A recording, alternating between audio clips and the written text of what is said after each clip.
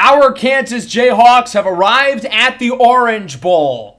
After a first-round bye in the college football playoff, the Jayhawks look to make it back to the Final Four for the third time in this series. Who will we play against in the Orange Bowl, however?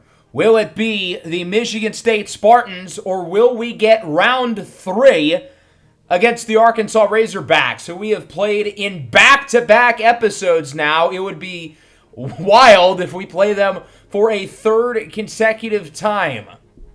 The Hogs beat us in the regular season, but we got our revenge in the Big 12 title game, 24-21. It was kind of a weird game because neither offense was good early on. We couldn't move the ball while they struggled in the red zone, but then we really got rolling. We took a 24-0 lead. But Arkansas figured things out. They scored touchdowns on each of their last 3 drives, but we were able to chew some clock down the stretch and not let them get the ball back with a chance to win. Kerry Chosen in his biggest game of his career, he was fine. The run game is the reason why we won, though. Cornell Teamer looked like a Heisman. Unfortunately, he did not win the Heisman Trophy, but he put up a good fight. Ty Lord was great as well. The offensive line played a terrific game, and defensively, we were really stout for almost 3 quarters, and then we completely fell apart and nearly ended up blowing the game. There was a lot of drama across the other conference title games in terms of seeding. Stanford was supposed to be the 4th seed, but they lost to SMU, which put the ACC out of the playoff entirely. We've only had one Group of 5 team in the playoff every season. We've never had a Group of 5 team win. This year we've got 3. Western Kentucky has a first-round bye. San Jose State will play TCU, and Troy makes it in as an at-large. They will play North Carolina. So let's cover the first-round matchups. Let's narrow our list down from 12 to 8. We'll start with San Jose State looking to do the impossible and knock off TCU. Well, unfortunately for the Spartans, their Cinderella hope would come to a close. TCU, who lost the national championship last year, is hungry and out for revenge as they knock off the Spartans 28-14. I feel like Hoss Haney has quite a bit to prove. He's been number 2 throughout his career. 2nd in the Heisman last year. 2nd place is the runners-up behind Alabama. 2nd place in the Heisman this year. 2nd place in the Big 12. 2nd fiddle to Kansas. I imagine Hoss Haney is fully looking for a revenge tour, and I'm sure he wouldn't mind seeing Kansas in the title. These guys will play against Western Kentucky in the 2nd round, where they will be heavy favorites to win. Speaking of heavy favorites, North Carolina, widely expected to beat Troy. The Tar Heels were the best team in the regular season in the SEC until they faltered late and lost to Kentucky in the SEC title. Troy is the first ever Group of 5 team to be an at-large in the 12-team playoff, and they are the first Group of 5 team to win a playoff game as they knock off the Tar Heels in overtime. North Carolina got the ball first. They kicked a field goal. Troy wanted to go for the win, scored a touchdown, knock off the Tar Heels, and they will play against the number 1 seeded Michigan in the 2nd round of the playoff. North Carolina just could not do enough offensively. Certainly one of the more surprising upsets in recent playoff memory. Lucas Putzier, the quarterback of Troy, 4 touchdowns. James Hurt, meanwhile, one of the very best running backs in the country. He ran for 100 yards. Notre Dame versus Oregon, 2 very experienced teams. It ended up being a good game, but Jay Pitts and the Irish continue their hot streak as they knock off the Ducks in Eugene, 30-28. Notre Dame did not play well early in the season, but these guys are playing as good of ball as anybody, and I don't think you want to see Notre Dame right now. They will play against Kentucky in the next round. Nearly 300 yards and 2 scores through the air for Jay Pitts, who ties Alex Orji and Sam Monatulu in terms of all-time playoff wins as a starting quarterback with 5. He's 1 away from breaking the mark. As for Oregon, the Ducks have made the playoff every single season of the series, but they've only won a playoff game in 1 out of the 5 seasons. That was year 2 when they won the national championship.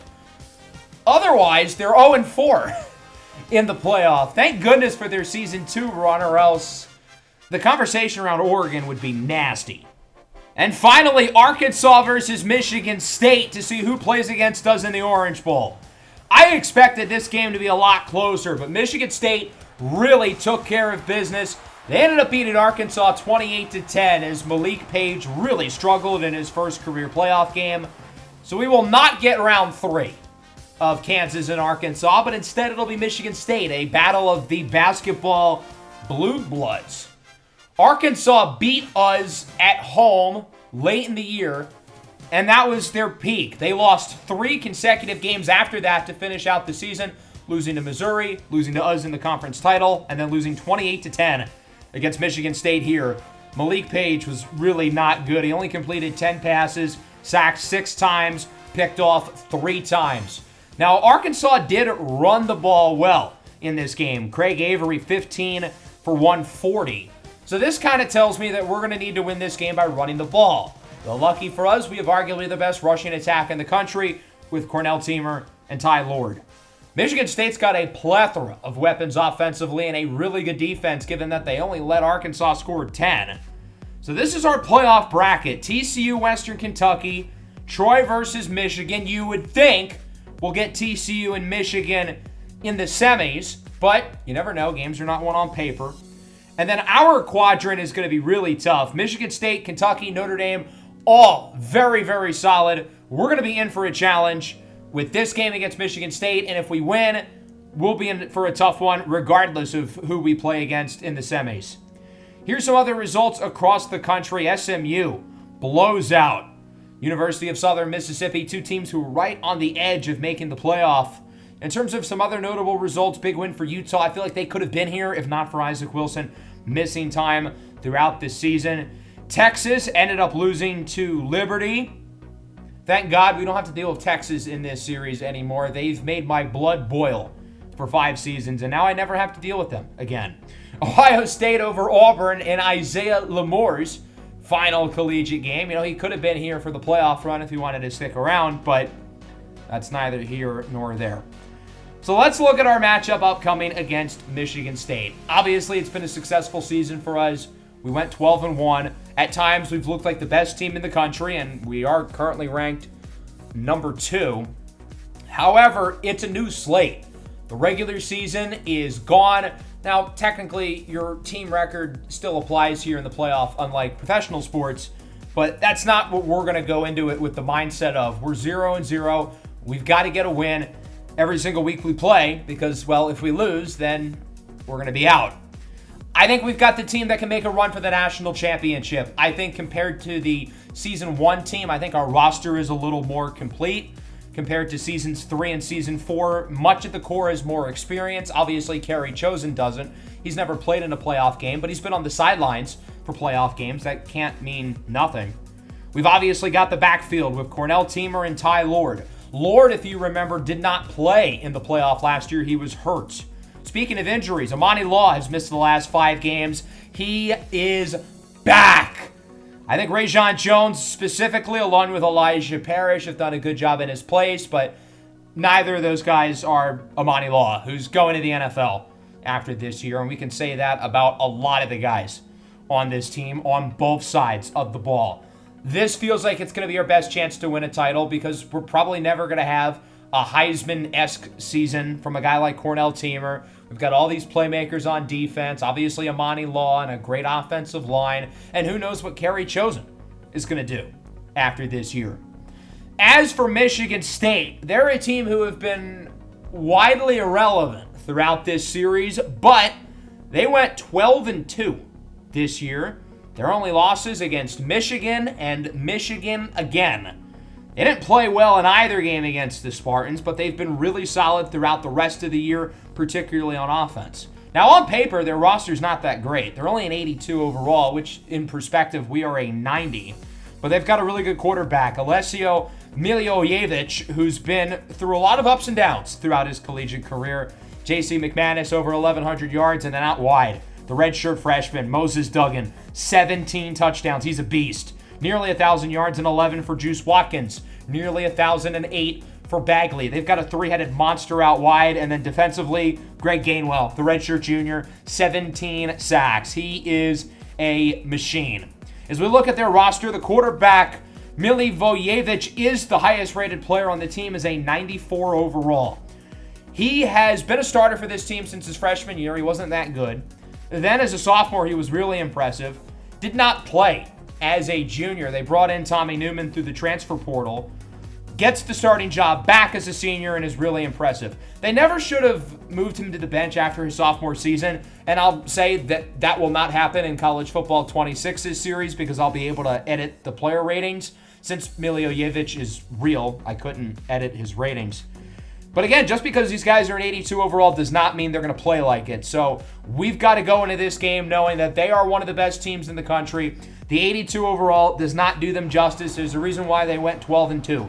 There's a reason why they blew out the same Arkansas team who we've had a lot of trouble with over the last couple of years. And even when we beat them in the Big 12 title game, they brought it all the way within 3. Michigan State did not have any trouble with them at all. So I feel like that's kind of telling. With a spot in the semifinals on the line, which would be in the next episode, we'll see if the Kansas Jayhawks can defeat the Spartans, make it back to the semis for a third time in this series, or if Michigan State looks to end our championship journey with this group. Kansas will start on offense. I'm fascinated to see how Kerry Chosen looks in his first career playoff game. Chosen's been up and down in our biggest of games this year. He really was not all that impressive in either matchup against Arkansas. Did play well, though, against TCU a little while back as Rodney Mama has it on the return nearly to the 20. And we take a look at the offense. Given that Michigan State's one blemish in their win against Arkansas was the run defense, you best believe we're going to try to run the ball early and often with the best RB1 in the country with Cornell Teamer and probably the best RB2 with Ty Lord. Teamer's getting nothing so far, however. The Spartans looking to make a statement early as it's now 3rd and 10. Chosen looks to throw it up the middle. Nice grab. Guess who it is? Amani Law, who got injured back in the Baylor game. Boy, is it good to have him back for likely his final playoff run here with Kansas. On first down, it's an RPO. Rajon Jones with space to the outside. Jukes away from the defender and brings it to around the 45. Jones was the de facto RB1 with Law out. I thought he did a pretty good job. Teamer to the outside, going nowhere. 3 carries for 1 yard for Cornell Teamer. 3rd and 9, up the middle again. Amani Law to around the 35-yard line. Him and Kerry Chosen picking up where they left off over those last few weeks where Law was playing really well before he got hurt. Teamer to the left side. Finally, some room to run. As he's nearing the red zone, it's a gain of around 15 for Cornell Teamer. And overall, we're moving the ball pretty well here on this opening drive. 2nd and 5, Chosen looks to throw it. It is caught in the end zone. The true freshman, Hakeem Ficken, is in for a touchdown. The Jayhawks march down the field and score on their opening drive. It was not a perfect drive by any stretch. The run game really did not look all that impressive. The Kerry Chosen with some good throws, some nice 3rd down plays between him and Amani Law. And then Ficken is the one who finishes it off. Alessio Milivojevic, the redshirt senior, leads the way for the Spartans as it is a 3rd down and 2 for Michigan State. Play action fake for McManus. Short throw caught. They don't get anything. Might have lost a yard on that play. Leon Ibrahim with the hit on the receiver. That was Warren Cancel, the tight end. Kansas back with it, looking to add to the lead early. Play action. Chosen under pressure. He is sacked. Brady Pretzlaff, the redshirt senior, just his 2nd sack of the year. 3rd and 8, Chosen up the middle. It's picked off. Ray Rashad with the interception. He was looking for Elijah Parrish, expecting Parrish to get open at some point on the route, and it just never happened. He still should not have forced that throw in and should have just gotten rid of it. Michigan State forces the turnover, and the Spartans get it back for their 2nd drive as McManus, Afia Keaho, the redshirt junior, brings him down. I feel like Keaho plays at his best in the playoff. Last year's quarterfinal game against Virginia Tech, he played really, really well. On 3rd down, up the middle, it's broken up. Tremonti Coleman with the big hit on Lamar Bagley. That'll lead to the punt. Kansas gets it back, the turnover proving to not be that big of a deal. As we have just over a minute left to go in what's been a strong first quarter for the Jayhawks. Up the middle, Amani Law again with a juke move past the 40. His third reception of the game already for 52 yards. He has not missed a step despite missing the last 5+ games. Kansas now inside the 40. Chosen looks like a screen, but he cannot get rid of it. Sacked on the play for a big loss as he's wrapped up by Don Griggs. 2nd and 20. Lord going backwards. He gets nothing. Wrapped up on the play by Greg Gainwell. Arguably the best player on this football team, and that'll wrap up the first.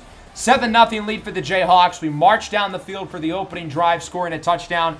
Not a whole lot going for us since then offensively as we start the third with a 3rd and long. But the defense looks really good so far. Through 2 drives, Michigan State is just 7 yards.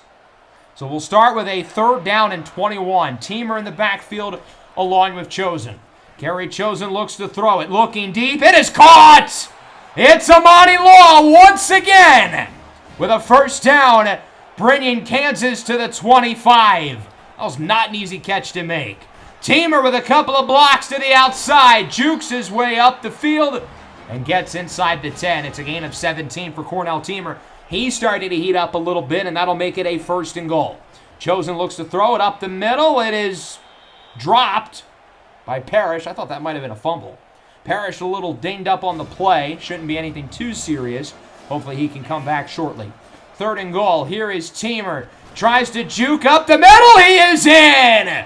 Cornell Teamer, his 19th rushing touchdown of the year. Of course, in the Big 12 title game, he broke Devin Neal's single-season school record for rushing touchdowns, and he adds to the total here.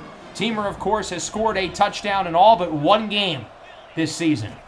Michigan State with some work to do, down 14-0. Miljojevic down the field. He's got Lamar Bagley. Nobody in front of him. 1 play. The Spartans are right back in it. 83 yards for Lamar Bagley. And Michigan State might be making this a game after all. Miljojevic with a great throw. That was Jalen Todd, the redshirt senior corner, the only player on the Season 1 team who played in the national championship, trying to play for the ball. It was a really good coverage rep for most of the rep, but he decided to be too aggressive, and there was not a safety back deep to stop Bagley. Kansas back with it. Here's Elijah Parrish back in the game with the 1st down. Good play for Parrish as Kansas appears to be moving it pretty well. Under 5 to go in the first half. Play action. Chosen looks to throw it. Dances around, and he's got Rajon Jones on the comeback route. When I saw injury timeout Poole, my heart dropped. I'm still used to having Clyde Poole on my team. As good as Kerry Chosen is, I do sometimes miss running around with Clyde Poole. Hopefully we'll get to do it again in the future. 1st and goal, Amani Law into the end zone for a touchdown. What a first half it has been for this guy. With all eyes of NFL scouts on this game, Amani Law's draft stock certainly appears to be on its way up. Coming into the day, I kind of saw him as a day 2 guy, 2nd or 3rd rounder. Obviously, the 6'2" height, the 99 speed, stuff you can't teach. I sort of thought his consistency would take him out of the 1st round, but with flashes like this, someone's going to fall in love with him, just as we have watching him over the last 3 years. Michigan State back with it. Broken tackle. Here's a nice run. This is their backup running back, Danny Henderson, the redshirt sophomore, their complement to J.C. McManus. On 1st down, Henderson still in the game as Miljojevic keeps it himself on the option. He gets around 9. He can move a little bit as Michigan State appears to be moving it pretty well here, even though they did score a touchdown earlier. It wasn't really a touchdown drive. It was a 1-play drive. Up the middle. There's a nice throw to around the 20-yard line. It's Moses Duggan. We haven't really gotten to call his name much today. The standout freshman. His first catch of the game goes for 25, and that'll bring us to the 2-minute warning. Can Michigan State punch it in? 1st and goal. Miljojevic has got his man. It's Juice Jenkins, the redshirt junior, in for a score, his 12th of the year, and the Spartans offense is going to put themselves back in the game again as it is once again a 1-score deficit, 21-14. Kansas will get it back. A 2-minute drill for Kerry Chosen and company. 3rd down and 4. Chosen up the middle. He's got Cornell Teamer. Teamer looking to get out of bounds, and he does. We're not going to be able to get Teamer the ball that often, at least on design runs this drive, because, well, we're going to be throwing the ball a lot. But we're still going to try to get the ball in his hands. Find ways to get your best player the football. That's exactly what we're doing. Teamer already with 3 catches on this drive as he's out of bounds again, stopping the clock with 31 seconds, and the Jayhawks still have 2 timeouts. 2nd and 10, Chosen rolls out to the right, under pressure on the run. He's got his man wide open, Amani Law. Past the 20, into the red zone. 6 catches, 114 yards, and a touchdown for Amani Law. What a first half for that young man. Clock is ticking, under 20 seconds. Chosen steps up, scrambles, tucks it, and runs. He will get around 7 or 8. The Jayhawks use their 2nd timeout. It'll be interesting to see how they manage this here with the clock. The Jayhawks have had some blunders with the time throughout the year. As it's a handoff for Teamer up the middle. He's close on 3rd down, but doesn't get it. We're going to call the timeout with 2, and we've got a decision to make. Do you go for it, or do you kick the field goal? I know it's 4th and inches, but it's more like a 4th and 5, and the decision here I think is pretty easy. We're going to kick the field goal, because if we score a touchdown, it's a 2-score game. If we make the field goal, it's still a 2-score game. Why not take a multi-possession lead into halftime when we get the chance? 22-yarder for Anthony Escalante. His kick is good. And that'll do it for the first half here in Miami. You know, the last time we played in this stadium, the Broncos won a Super Bowl. And currently, Kansas is on pace to win a big game themselves. Still plenty of time for the Spartans, though, as it's 24-14. Michigan State looked rough early, but they've definitely picked it up in what was a high-scoring second quarter. The first quarter was very low-scoring. It was only 7-0. But we had 31 total points scored in quarter number 2. Kerry Chosen, I think, has been really good. 16 of 22, 243, 2 touchdowns and a pick, 6 catches, 114 yards, and a score for Amani Law. That kid is on another planet. We need the run game to be better, though. 9 carries, 48 yards, and a touchdown for Cornell Teamer. That's certainly not bad. Over 5 yards a carry, but I know he's capable of more. Ty Lord, 5 carries, 19 yards. Same thing. Those 2 guys I expected to be a little bit better. And if you told me those were their stat lines at halftime going into the game, I would have expected that we would have been losing. As for Michigan State, Alessio Milivojevic has been really good. 8 of 10, 130 yards. They haven't really tried to run the ball at all, only 5 rushing plays, despite the fact that they've been pretty efficient on the ground, averaging 7 yards a carry. That time, though, J.C. McManus is going backwards. He's wrapped up by Devin Murphy. That'll make it a 3rd down and 9. Milivojevic looks to throw it. No one's open. Throws it away. Great start defensively to the second half. After Michigan State's offense was getting a couple big plays and nice drives together, we needed to start with a stop, and we do. 3rd and 4. Teamer barely gets the first down. Way to fight for the extra yardage. His ability to shrug off contact, run between the tackles, really impressive. Here is Chosen up the middle. Chosen showing off his wheels. Takes a big hit after the fact, but is able to protect the football as he gets it near the 25. Now a 3rd and 7. Chosen up the middle. Short pass is caught. It's Hakeem Ficken with the first down to the 15. Really efficient drive. Really good start to the 3rd quarter for Kansas, as it's going to be an RPO. Amani Law hauls it in past the 5. His 8th reception of the game. He's nearing career highs in terms of catches and yards. I think he's probably already broken his career high in catches at this point. 1st and goal. Teamer, juke move. He's in! Cornell Teamer, his 2nd touchdown of the game. That's 20 on the year. The first player in the country this year to get 20 rushing touchdowns, and the first player ever in the history of Kansas football to accomplish that feat, as it is now a 3-score lead for the Jayhawks. His short area quickness is just ridiculous. I mean, you can't tackle him in a phone booth. He just moves differently. That's why he's going to be not just an NFL player, but a first-round pick, because you don't see guys who move like he does. Michigan State back with it up the middle. Here's Juice Jenkins, who scored earlier past the 35. They've got to get rolling now, down by 3 scores. They've got to have a sense of urgency here offensively. Somebody jumped on 3rd and 1. I think it's on the offense. That's not ideal, because they would have had a 3rd and short, and they could always go for it on a 4th and inches. But now it's a 3rd and 6. It's going to be a little bit harder, and the playbook closes up a little bit. Do you think they're going to have to throw the ball? Milivojevic is picked off. Javier Callaway. Nobody in front of him. The 10, the 5, touchdown. A pick six for Javier Callaway. And Kansas bangs the door open 38-14. Callaway baits the quarterback into making the throw. His 7th interception of the year. He did not showcase these types of ball skills at Nebraska. That's why I was confused when he was the #1 ranked player in the portal. But obviously, we've gotten to see it firsthand. I mean, he looks the part of the potential first or second round pick. What a season he's had. What a play he just made. Kansas now leads comfortably, 38-14. Milivojevic with an unbelievable throw and a great over-the-shoulders catch by Lamar Bagley. That'll go for a much-needed Michigan State first down late in the third, down by 24 points. Milivojevic, he's got his man again. It's Bagley once more. Michigan State is moving it pretty well here. 3rd and 8, they're just going to run the ball. Odd play call. J.C. McManus does not get much, and he is injured after the fact. Monu Okeji and friends bring him down. And Michigan State will elect to take the points here on 4th down. 46-yarder for the senior Tyler Cesario. His kick is up, and it is right down the middle. In a vacuum, not that bad of a drive for Michigan State, but you're down by 21 with only 12 minutes left. They have to play nearly a flawless game the rest of the way. Here is Teamer with it to the right side. He's going backwards, and he's banged up after the play.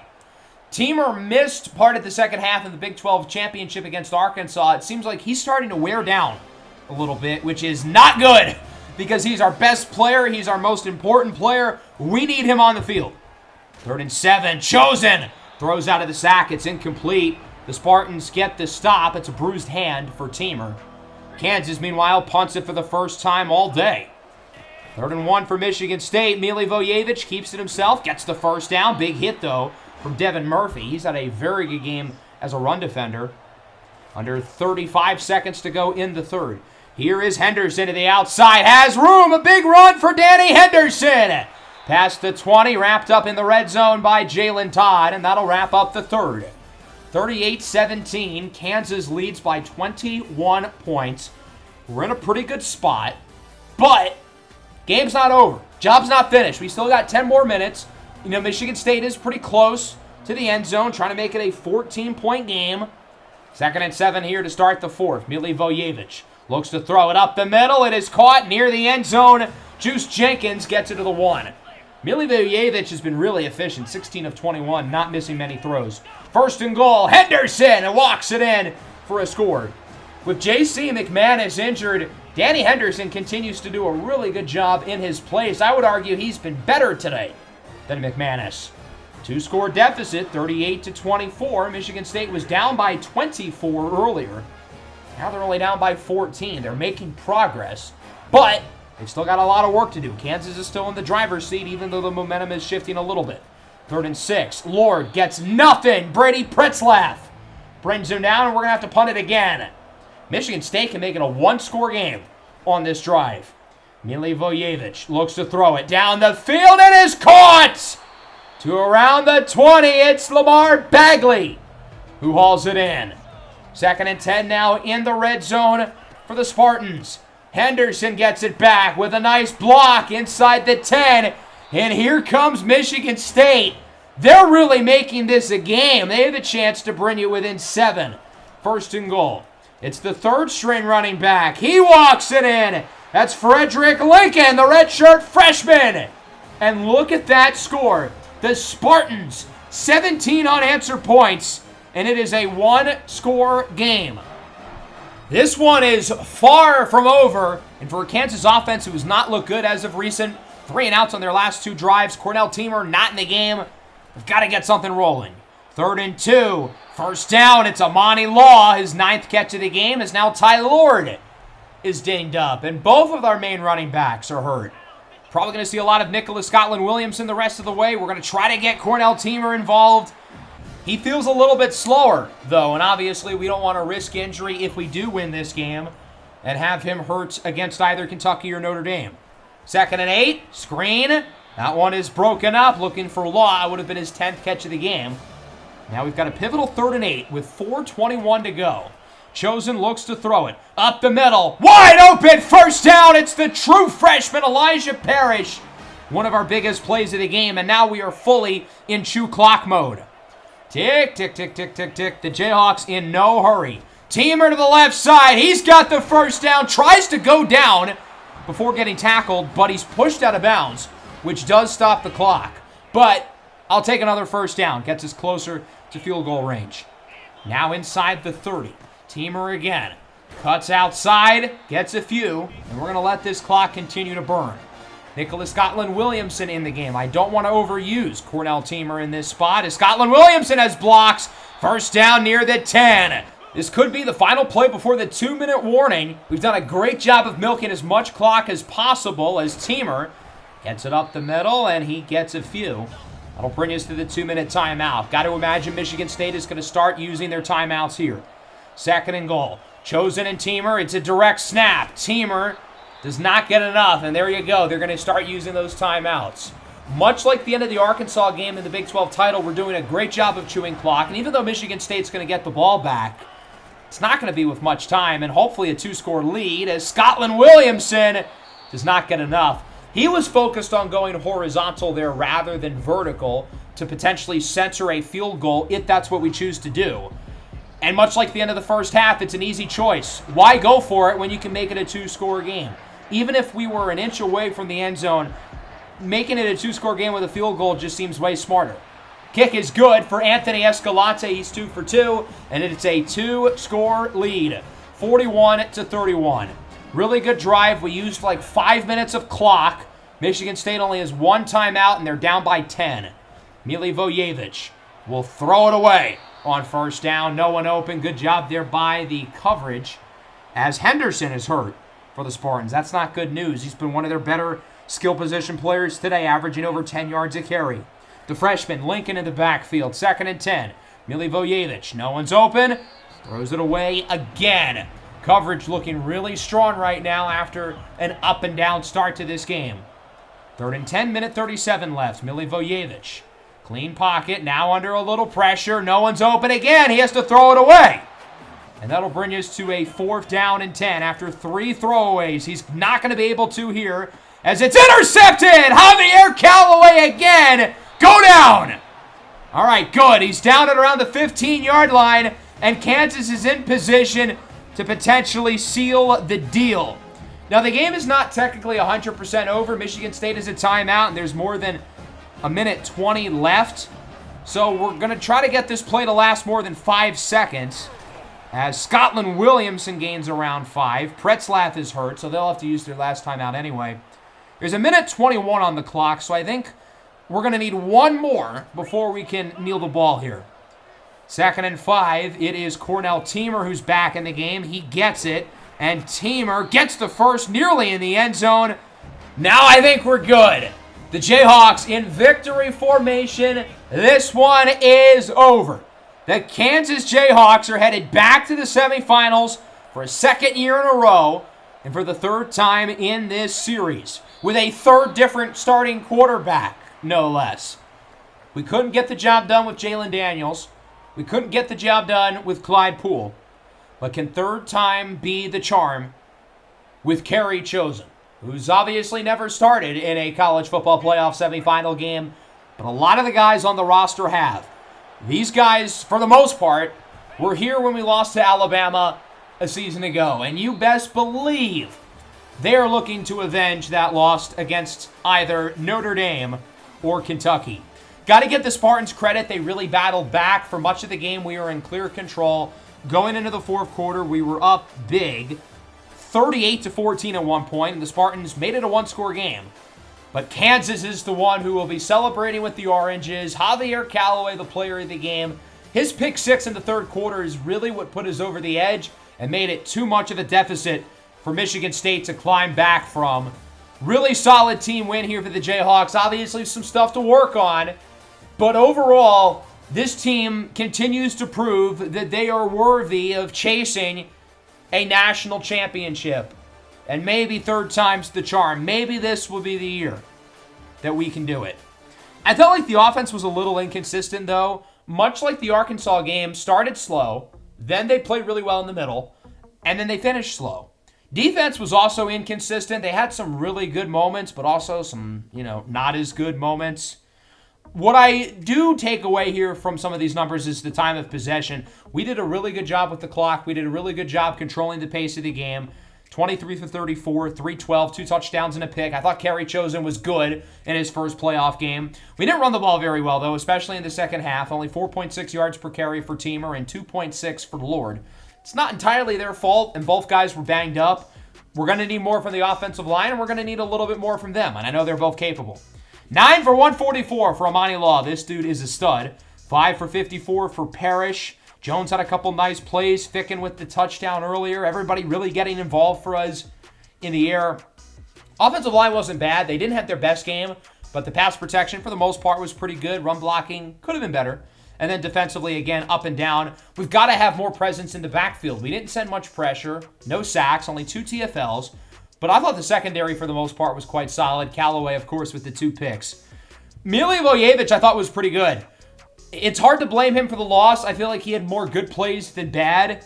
Definitely didn't help that J.C. McManus struggled and then got injured. In terms of the receivers, Lamar Bagley was really good, but Juice Jenkins only had 3 catches. Moses Duggan only had 2. They needed to find a way to get those guys the ball more, and then their defense was too hot and cold. They did some good things throughout the game. They had the interception. They had a couple of sacks. They were good in the second half, but it's not enough. Kansas wins the Orange Bowl. We're stacking all these New Year's Six Bowls like infinity stones, and we are headed to the Final Four, the national semifinal. We've been there 3 times in this series. Will 3rd time be the charm? So instead of watching the second round games, we're going to simulate them. We're going to go through the highlights, much like we did for the first round. And then the next episode, we will watch all 3 games in full. Both of the semifinal games and then the national championship, regardless if Kansas makes it or not. So now the question is, who will be joining us in the semifinal? We've got TCU Western Kentucky, Troy Michigan. I would think we'll have a TCU Michigan Final Four matchup, but again, you never know. And then Notre Dame Kentucky, I'm very curious to see who wins that game. I think it could go either way. Kentucky's been a little better this year. They had the 73-point game against Florida, but Notre Dame has experience, or at least their quarterback does, and they've been one of the hottest teams in the country. We would get some weekly awards. Javier Callaway wins the Big 12 Defensive Player of the Week. Not much competition. There were only 2 Big 12 teams who played. Callaway also wins the National Defensive Player of the Week with his 2 interceptions and the pick 6, while we also ended up getting Amani Law to win the Offensive Player of the Week in the Big 12. Very well deserved because he was fantastic. All right, let's get started. We'll open up with TCU and Western Kentucky. Will Big Red and the Toppers look to shock the world, or is TCU headed back to the semifinals as they go on a revenge tour, much like us, after losing the national championship last year against Alabama? As I said going into this game, I think TCU is pretty clearly the better team here, but college football games are not won on paper. They are won on the field. We would get a shocker here at the Cotton Bowl. Western Kentucky knocks off the Frogs. Hoss Haney, Jazir Tolbert, and TCU are not headed to the semis. Instead, it'll be Big Red and the Western Kentucky Hilltoppers, the first team in the 12-team playoff era to make the Final Four, being a group of 5 school, 24-14. Going into this game, I figured TCU was going to plow them. It was going to be a walk in the park. But TCU can't think that. They've got to treat this like any other game. Clearly, they did not. They were looking ahead to the semis. They were looking ahead to a possible Michigan matchup, and it bit them in the rear end. Hoss Haney's collegiate career will end without a national championship. I'm curious to see how TCU reloads next year, likely building around their running back, Jazir Tolbert. Tucker Parks, the Western Kentucky quarterback, played well and then got injured, it looks like. So he ended up suffering an upper arm fracture, and he will not return for the playoffs. So not only is Western Kentucky a 78 overall, the worst team on paper we've probably ever seen in the Final Four, but their starting quarterback is out, and Drew Whitaker, an unlikely hero, will look to save them against either Troy, or Michigan, as these two teams will face off against each other here in Pasadena at the Rose Bowl. TCU, the first ever at-large Group of 5 team in the 12-team playoff. They proved themselves as worthy after beating North Carolina in Chapel Hill. Can they shock the world again? Well, not quite, because unfortunately for them, they ran into the buzzsaw that is Michigan. The Wolverines, 14-0. This team didn't even make a bowl game, remember, a season ago. Now they're one win away from a national championship appearance. C.J. Carr was not overly efficient, but he threw for nearly 370 yards and 3 scores. Kane Kunashik ran for 2 more. He's right up there with Cornell Teamer as the best back in the country this year. A valiant fight for Troy, but it is all for naught. Their star running back, James Hurt, really struggled. So it'll be Michigan State and Western Kentucky in the first semifinal game. As for the second one, will we play against either Notre Dame or Kentucky? A lot of reason to be scared about either one of these teams. Notre Dame, with their quarterback, Jay Pitts, has already won a national title. He did it as a freshman. Imagine how more experienced he'll feel as a junior. If he wins this game, he will have more playoff wins as a starting quarterback than anybody in the history of college football. But this Kentucky team, when they're on their A game, they are really hard to beat. And today, they were on their A game, putting up nearly a 50 spot against the Irish. We are changing their running back, Landon Scruggs' number. He cannot wear number 83. That's nasty. But it will be Kentucky in the Chick-fil-A Peach Bowl. Another battle of basketball blue bloods. 48-32, your final score. Cliff Peppers with 2 scores for the Wildcats. Landon Scruggs with a good game on the ground. This Kentucky team has beaten some really quality opponents this year. They beat UNC in the SEC title. They just had a good game against Notre Dame, scoring nearly 50 points on offense and 4 interceptions on defense. Jay Pitts, the almighty experienced playoff quarterback, was seeing ghosts. His first ever playoff loss. So all 4 of the teams who got byes ended up winning. The 1, the 2, the 3, and the 4 seed in the semifinal. We have never seen that in this series. Certainly interesting. As for the players of the week, despite losing, Jaquez Dunbar wins it for Notre Dame, joined by Javier Callaway, who won it in the Big 12 with Amani Law. So it'll be Western Kentucky versus Michigan. Pretty lopsided on paper. You would think Michigan the clear favorite to make the championship, but that's what we said about TCU, playing the Hilltoppers, and they won.